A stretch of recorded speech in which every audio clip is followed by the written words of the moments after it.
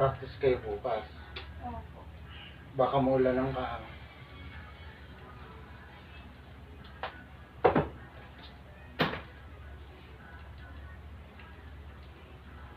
Tatanungin ka pa, wow, ang ganda ng buhok niya. Yung kaibigan ko din nagka-record na po. Kaklase mo. Opo.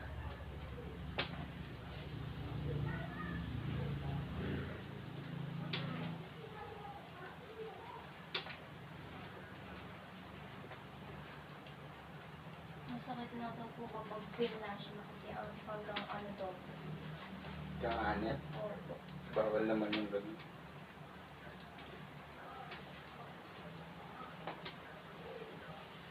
Kapaputol ko siya ng buhok.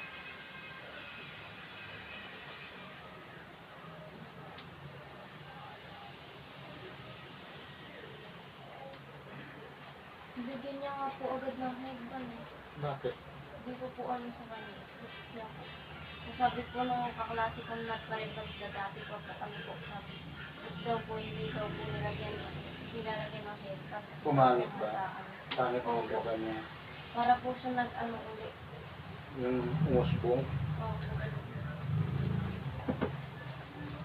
Buti dito ka dinala ng papa mo.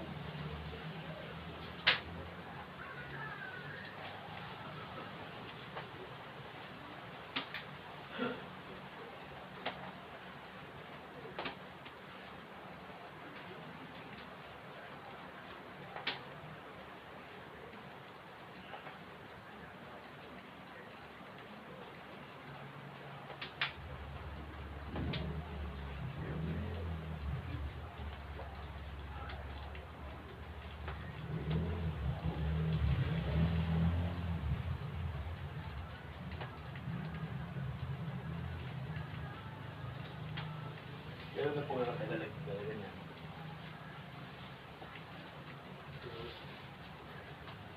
2006. Mabuhat nang lumabas ang riban. Dati pang riban mahal. Ako ang unang nag-riban kay Wilma Dasin. Wilma dati? Oo. Yung si Negra, Mhm. sa Cavite. Yan ngayon din na nagpariban. Tulot na ang buhok. Nagsawa siguro. Nasa probinsyano dati. Barkada ko yun sa amin sa Cavite. Taga-Cavite po. Oo.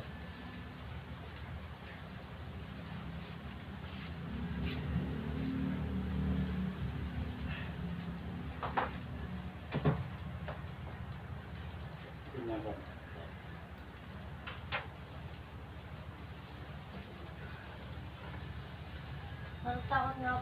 Natakot nga po ako magparipad po.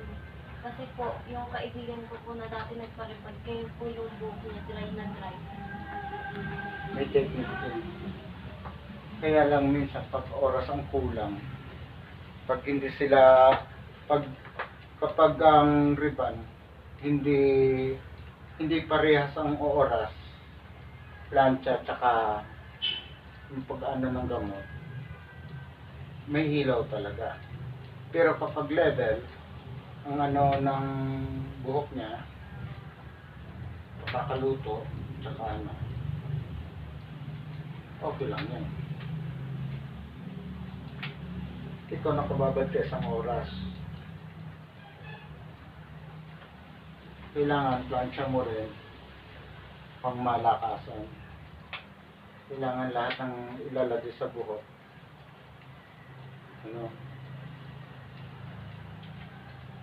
Pang mayaman. Angal yung boss ko. Tama na yan ha. Angal sa akin